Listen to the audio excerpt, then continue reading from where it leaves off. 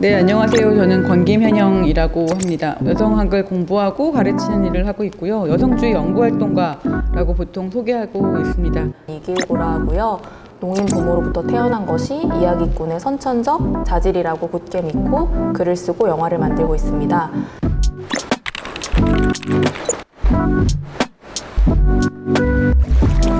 저는 그러니까 이론서를 읽었던 건 20대 초반부터 30대 초반까지 집중적으로 읽었던 것 같아요. 그때는 정말 약간 세상을 머릿속에 넣고 싶다 이런 욕망이 되게 강했고, 여성학을 본격적으로 공부하기 시작하면서는 재현될 수 없는 사람들, 그러니까 역사에서 계속 누락된 사람들, 그리고 당연히 이론에서도 그것이 설명되지 않는 그런 것을 찾아내려면 문학이나 예술 다른 종류의 재현에서 그 누락된 부분들이 상상력을 통해서 채워져 있는 부분들이 있는 거예요.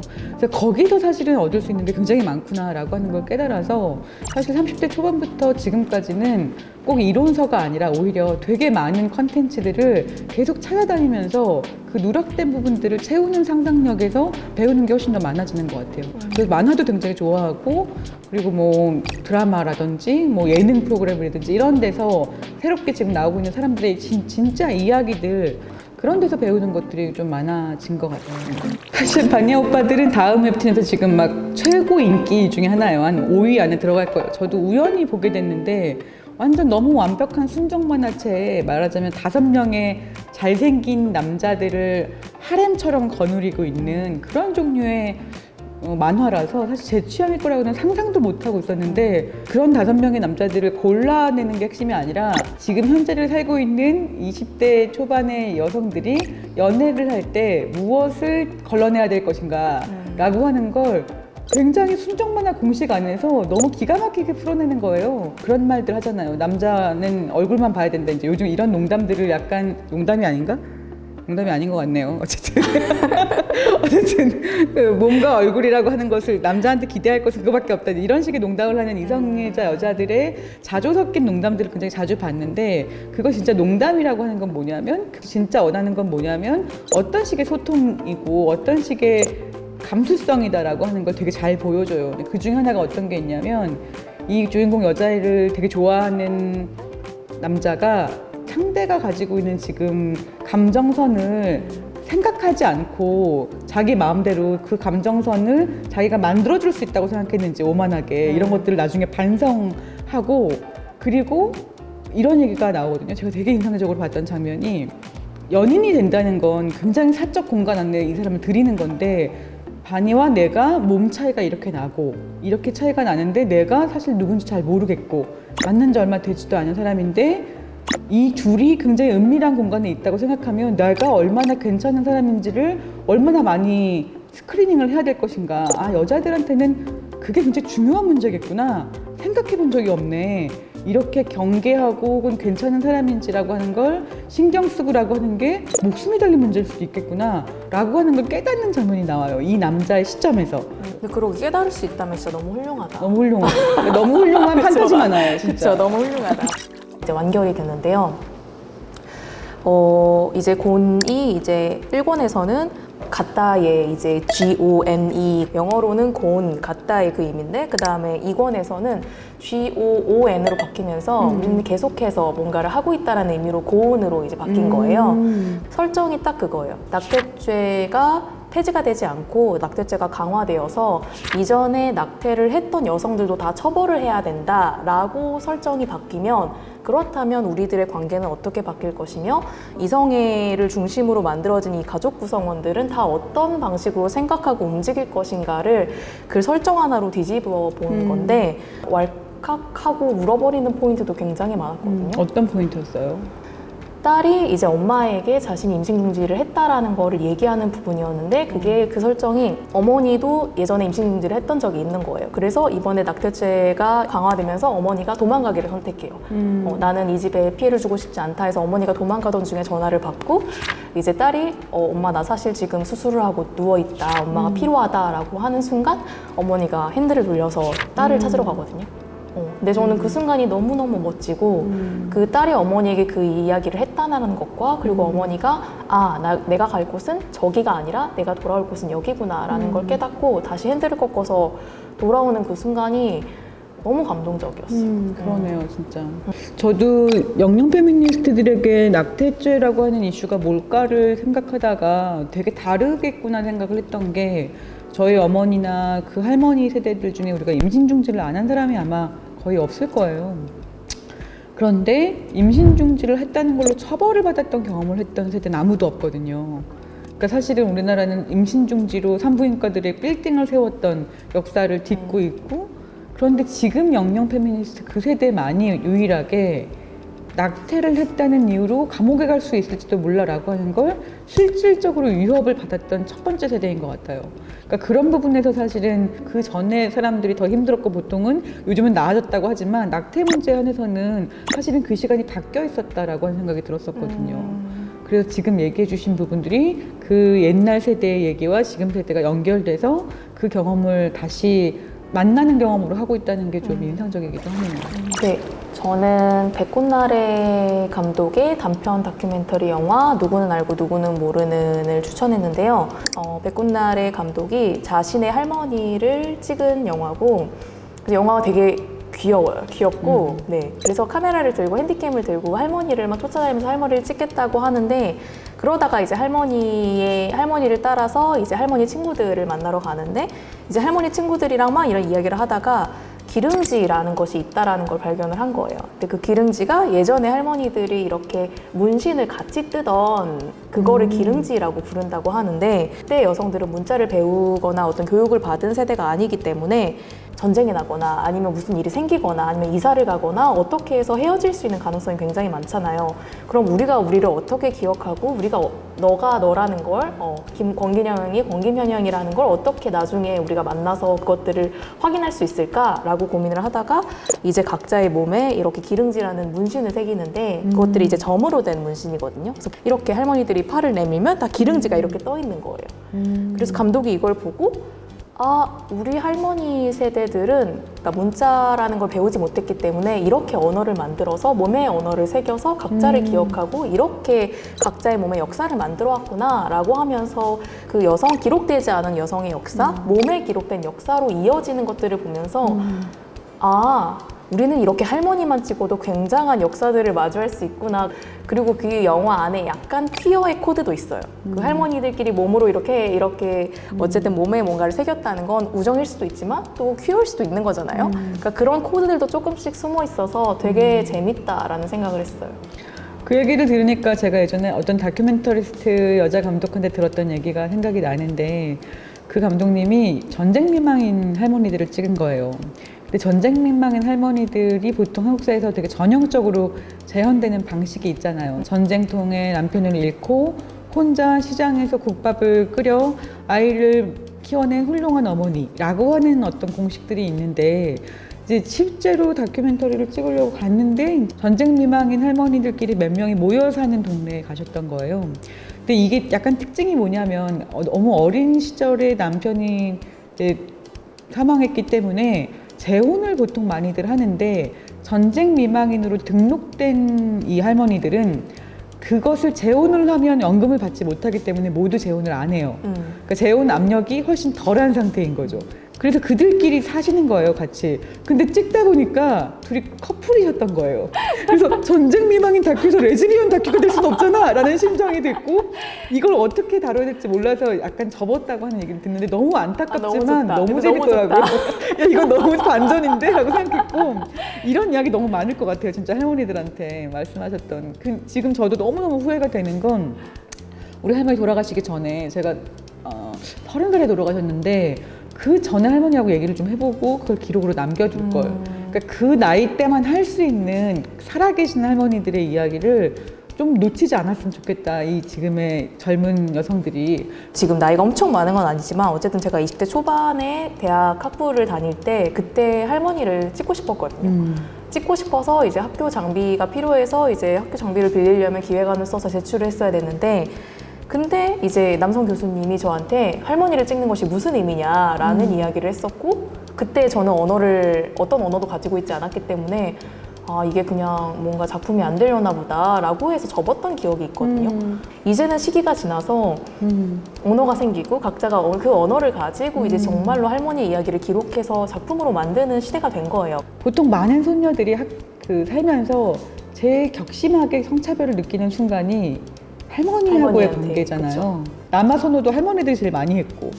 그러니까 사실 할머니와 손자들 얘기는 많아요. 되게 애틋하고 그리고 너무 손자들이 또 할머니 사랑해요. 왜냐면 절대적인 사랑을 줬던 기억으로 하고 있는데, 근데 손녀들은 할머니한테 그런 경험 별로 없는 것 같은데, 손녀들이 오히려 사랑을 받는 존재가 아니라 할머니를 기억하는 존재로 등장한다는 건 좀 다른 역사가 쓰여지고 있는 순간인 것도 같았어요.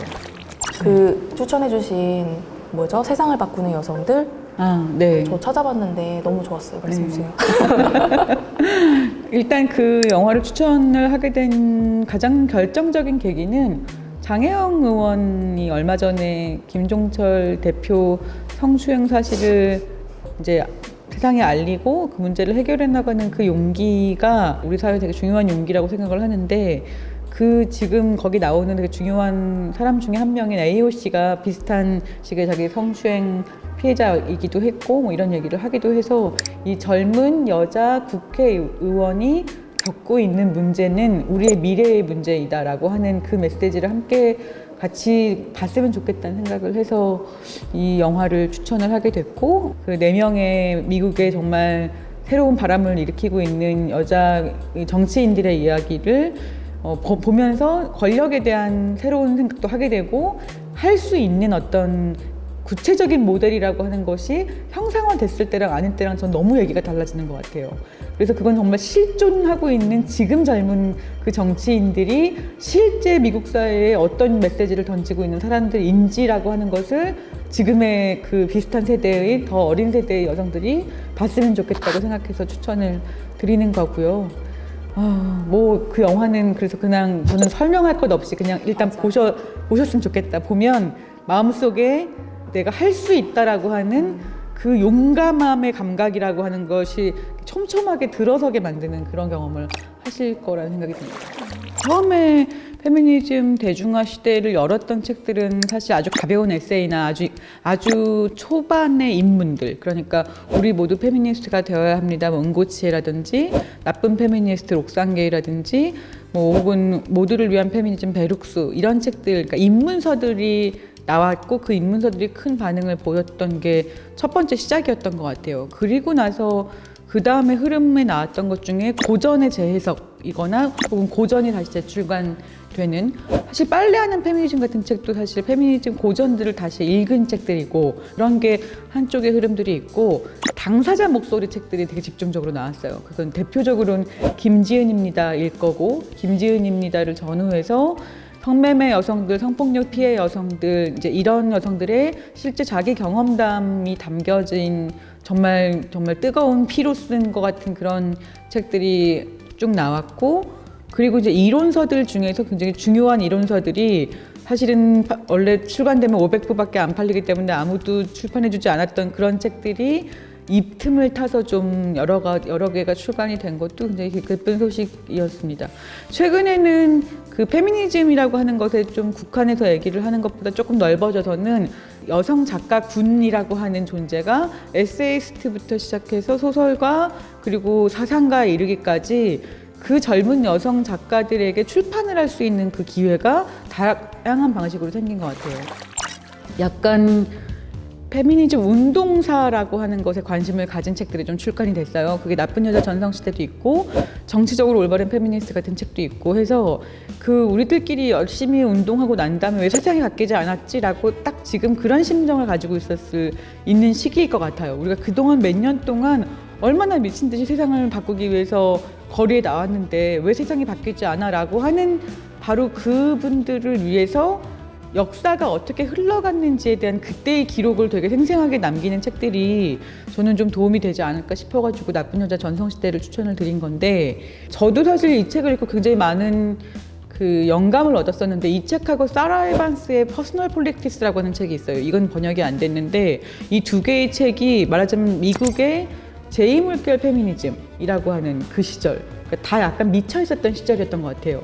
그러니까 우리가 진짜 혁명을 하는구나 라고 생각했던 그 시절의 여성들의 이야기를 정말로 자세하게 기록을 다 복원하고 그 운동의 의미를 새겨 넣었던 책들인데, 나쁜 여자 전성시대는 논쟁들이 어떻게 만들어졌는지에 대한 이야기를 굉장히 정치하게, 이 악유들을 굉장히 엣지를 만들어가지고 소개를 하거든요. 그러면서 살아있는 사람들의 얘기가 엄청 많이 등장하고 있기 때문에 그것 자체를 역사서이기도 하고, 운동을 한다는 것이 결국 우리한테 뭘 남기는가 라고 하는 그 감정을 잘 건드려주는 책이라고 생각해요. 그래서 나쁜 여자 전성시대라고 하는 이 한국어파 번역이 꼭 그렇게 마음에 들지는 않지만, 그러니까 기꺼이 나쁘게 되고자 했던이라고 하는 게 원래 제목이에요.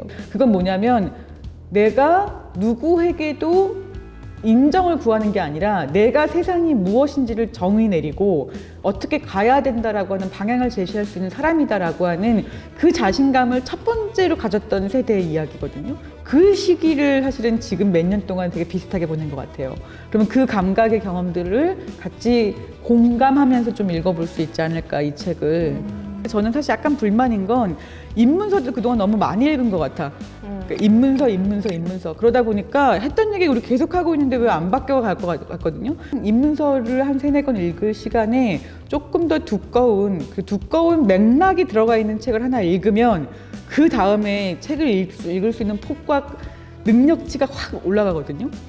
근데 앨리스 에콜스의 나쁜 여자 전성시대는 이론서가 아니기 때문에 읽을 수 있어요. 읽는 데는 아무 문제가 없어. 단지 두껍다는 것이 가장 큰 문제이고, 미국 사회 맥락이 여기에 추가가 되어 있다는 부분이 약간 장벽일 수 있지만, 이 두 가지 장벽만 넘으면 사실은 여기 엄청 풍부한 얘기들이 들어가 있어서 요 한 권을 읽으면 사실은 나머지 페미니즘 책을 굉장히 수월하게 읽을 수 있을 거예요. 그게 굉장히 큰 장점입니다. 저는 그 정치적으로 올바르지 않은 페미니스트를 읽고 있어요. 재밌더라고요. 네. 그 책의 훨씬 더 뭐랄까 정석 버전이에요. 나쁜 여자 정. 그 정치적 정석 버전. 네, 정치적으로 올바른 페미니스트는 너무 편향이 심하거든요, 사실은. 너무 냅다 욕하고 막 자기가 루스 이리가레가 나 어떻게 욕했는지 알아? 뭐 이런 식의 얘기. 너무 너무 가십이야. 재미가 있어요. 그 책 너무 가십이야. 아, 이렇게까지 가십으로 접근하는 건 좀 곤란하지 않은가. 로빈 모건 여기가 몇 번이나 나오는지 뭐. 로빈 모건 진짜 욕하거든. 근데 로빈 모건 욕하는 것도 막 로빈 모건 얘기도 들어보고 싶다라는 생각이 드는 정도인데, 하여튼 필리스 채슬러 좀 너무했더라. 근데 그 나이 때 할머니가 쓸 수 있는 얘기겠지. 이거 나 한 90이 되면 나도 그렇게 쓸 수 있을까? 사람들이 다 욕하겠지만 써보지 뭐, 이렇게 심정을 할 수 있을 것 같긴 해. 근데 앨리스 에콜스는 훨씬 정리된 책이에요. 훨씬 더 정리된 책이라고 하는 부분에서 이 책보다 이 책을 추천하긴 한데 재미는 있죠. 왜냐면 뒷담화가 진짜. 아니면 인트로덕션으로 뒷담화 느낌으로 이 책을 먼저 읽고 그 다음에 이 책을 들어가는 거죠. 그럴 수도 있나? 네. 밀레니얼 세대라고 불리는 10명 여성들을 이제 유선의 에디터님이 이제 만나서 이제 각 인터뷰를 하는 인터뷰집인데요. 저는 그 책에서 막 완전히 강력하게 페미니즘을 외치고 있는 건 아니지만, 저는 이 10명의 여성들, 밀레니얼 세대라고 호명되는 이 10명의 여성들이 90년대생 여성들이 각자의 영역에서 활동하고 영화를 만들고 영상 작업을 하고 모델로서 활동하고 그리고 또 작가로서 활동하고 또 뮤지션으로서 활동하는 이 서로 다른 10명의 여성들이 결국 페미니즘으로 이어져 있다라는 생각을 저는 책을 다 읽고 나서 그리고 책을 읽으면서 계속 내내 그런 생각을 했었던 것 같아요. 그러면서 아, 이런 여성들이 각자의 영역에서 자신들이 생각하는 가치를 가지고 계속해서 원을 넓혀가는 일들을 하고 있구나. 내 주변에는 이런 여성들이 조금 멀리 있지만 자장을 넓혀가서 자기의 어떤 그 원을 만들어가는 여성들이 있고, 우리는 언제든지 손만 뻗으면 저쪽에 있는 여성, 저쪽에 있는 여성, 저쪽에 있는 여성들과 같이 이렇게 연결될 수 있구나 하는 어떤 안도감을 주는 책이었어요. 저는 우리가 사랑한 내일들 보면서는 그 밀레니얼들의 얼굴이라고 하는 것을 그전 세대하고는 어떻게 다른가라고 하는 게 정말 감각으로 느껴졌던 건, 그 2000년의 젊은 여성들의 얼굴은 알파걸이었거든요. 근데 알파걸과 우리가 사랑한 내일들의 10명은 얼마나 다르지? 뭐가 다르지? 라고 하는 걸 생각하게 됐어요. 저는 알파걸은 뭐냐, 사람들한테 나 얼마나 잘났는지를 보여주는 사람들인 것 같았거든요. 그러니까 알파걸은 증명해야 되는 사람들인 거예요. 내가 하버드에 갔어, 뭐 내가 몇 억을 벌었어, 내가 어떤 종류의 성취를 했어, 이런 걸 보여주는 사람들이라면 이 10명은 내 삶의 주인공은 나야, 이 느낌이었거든요. 그러니까 누가 뭐래든 내 삶의 주인공은 나야. 이게 밀레니얼 정신일 수도 있겠다 생각이 좀 들더라고요. 그리고 그 중에서도 몸에 대한 이야기가 되게 중요해졌구나. 요즘 봤던 예능 중에 최근에 달리는 사이라고 하는 예능이 있었어요. 5명의 걸그룹 멤버들이 모여서 러닝 크루가 돼서 달리는 얘기들을 하는데 그 중에 한 멤버가 유아인가 그랬을 거야. 내가 달리고 난 다음에 내 심장이 이렇게 막 뛰는데 힘들어서 이렇게 뛰니까 심장이 여기 있는 걸 처음 알았다. 그리고 난 다음엔 내가 이렇게 막 아프게 심장이 뛰어도 괜찮구나 라고 하는 걸 알게 됐다. 이런 이야기를 거기서 봐서 되게 감탄했어요. 어떤 게 감탄이었냐면 저는 밀레니얼 세대들한테 지금 제일 중요한 화두 중에 하나가 어쨌든 우울증과 자살의 이슈인 것 같거든요. 그러니까 지금 전반적으로 코로나 시대 때 이게 굉장히 심각한 문제로 드러나고 있기도 하고 세상에 아무것도 안 바뀔 거고 그리고 미래가 없을 거라고 생각하는 친구들한테 아니 지금 이 인생이 너무 반짝반짝해 죽겠다라고 하는 이 동료 친구들의 얼굴이 닿았으면 좋겠다 이런 생각이 들더라고요. 개인적으로 고민인 것 같아요. 그러니까 방금 그러니까 그 실제로 코로나 시대에 더욱더 가속화되고 있는 어떤 우울증, 20대 여성의 우울증과 자살과 제 주변에도 그런 일들이 최근에도 있었고 실제로 코로나19로 되게 만나기 어려워지고 실제로 취업이 되게 어렵고 실제로 더 많은 일들이 일어나는 그런 상황들 속에서 우리는 우리를 계속해서 어떻게 연결시켜 나가고 어떻게 해서 같이 살아갈 수 있을까를 고민해보게 되는 것 같아요. 근데 정말 지치고 아무것도 안 바뀌었다고 생각할 때가 굉장히 너무 많잖아요. 항상 이만큼 했는데 왜 안 바뀌었지? 이만큼 했는데 왜 세상은 이렇지? 진짜 너무너무 절망스럽고 짜증나고 화가 나는 순간에 항상 저를 다시 나아갈 수 있게 하는 힘은 항상 공부였던 것 같거든요. 그러니까 실제로 오늘 권기님 선생님이 추천해 주신 콘텐츠처럼 책들처럼 실제로 우리가 아무것도 바뀌지 않았다라고 생각했던 어떤 그런 순간에 항상 이전 세대가 해왔던 것들, 우리 한국이 아니라면 미국에서 혹은 다른 곳에서 어떤 그 여성들이 어떻게 싸웠고 어떤 투쟁의 역사 속에서 어떤 경험들을 가졌으며 그 경험들을 가지고 실제로 지금까지 어떻게 이어나가고 있는지를 바라보는 거는 정말 너무너무 중요하다고 생각하고 거기서 항상 힘을 얻어서 다시 일어서서 조금이라도 나갈 수 있게 되는 것 같거든요.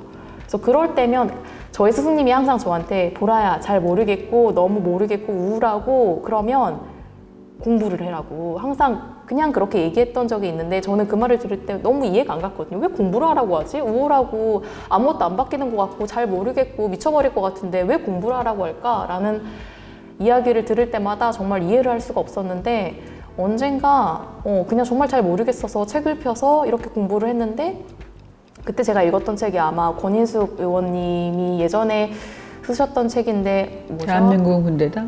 네, 그걸 봤어요. 그걸 보고 나서 저는 권인숙 의원이 어떤 사람인지도 모르고 그 역사도 사실은 잘 모르는데 그걸 보고 나서 정말 엄청난 힘을 가졌던 적이 있거든요. 우울하고 정말 바닥을 치고 있는 것 같을 때는 역사라고 하는 것들을 같이 들여다보고 공부할 수 있었으면 좋겠다. 거기서 뭔가 힘을 같이 얻었으면 좋겠다라는 생각을 해요. 그러고 보니까 저는 사실은 심장 소리를 듣는 것, 그렇게 자기 몸의 구체적인 다른 소리를 들어보는 것이 도움이 될 거라고 생각했는데 제가 사실 20대와 30대 초반까지를 보냈던 힘은 공부였던 것 같긴 해요. 책에 나와 있는 것을 열심히 공부하며 세상을 생각해 보는 것, 이렇게 세상이 가야 되는지라고 하는 걸 그려보는 게 생각해보면 그래서 공부가 도움이 되긴 했던 것 같네요. 공부를 하라. 너무 꼰대 같은 얘기라 그거 못해낼 것 같은데. 이기훈 감독이 얘기해 주니까 저도 힘내서 한번 얘기해봅니다. 2002년부터 19년까지 썼던 10몇 년간 썼던 칼럼들을 모아서 다시 정제해서 썼던 책인데 제가 처음에 이 책을 준비할 때는 두 가지 벽이 있었어요. 옛날에 썼던 거를 누가 읽지? 그리고 옛날에 썼던 거를 지금도 유효하면 세상이 안 바뀐 거 아니야? 이제 이렇게 두 가지 생각을 했던 거죠. 근데 막상 책이 나오고 난 다음에 사실 독자들에게 너무 뜨거운 사실은 응답을 받았던 것 같기도 해요. 그러니까 밑줄을 그어서 한 줄 한 줄 어떤 의미가 자기한테 지금 이게 읽혔다라고 하는 거 얘기를 듣는 순간 아, 글이라고 하는 게 사실 그래. 어떤 수명이라고 하는 건 내가 결정하는 게 아니지. 그리고 세상에 지금 이랬다라고 하는 게 핵심이 아니라 이걸 받아들이고 읽어주는 사람에 의해서 만들어지는 거지. 이런 생각을 하게 되더라고요. 그렇게 해서 여기에 있는 글의 내용들이 다시 살아나는 걸 보면서 되게 기뻤고요. 그런 게 정말 기뻤고요. 저 자신의 진화 과정과 페미니즘의 진화 과정이라고 하는 것을 좀 그려보고 싶었던 책이기도 합니다. 페미니즘이 화력을 중심으로 사이다 썰을 만들어내는 게 아니라 성찰을 하고 세상을 정말 변화시킬 수 있는 구체적인 기획을 가진 사상이라고 하는 얘기를 무겁지 않게 전달해보고 싶었고, 두 번째 책은 엠번방 사건부터 뭐 김학의 사건 그리고 미투 운동에 이르기까지 지금의 논쟁을 지도를 그리기에 굉장히 좋으신 책일 거라고 생각해요. 지금까지 5년간의 한국의 페미니즘 대중화에서 되게 중요한 이야기들이라고 꼽히는 어떤 이야기들을 그 이야기들을 어떻게 읽어야 될 것인지에 대한 분석을 하는 글들이 실려 있기 때문에 생각을 좀 진전시키는 데 도움이 되셨으면 하는 책이고 그런 책으로 준비해 보았던 책입니다. 해보지 않으면 알 수 없어서라는 제목의 에세이집인데요.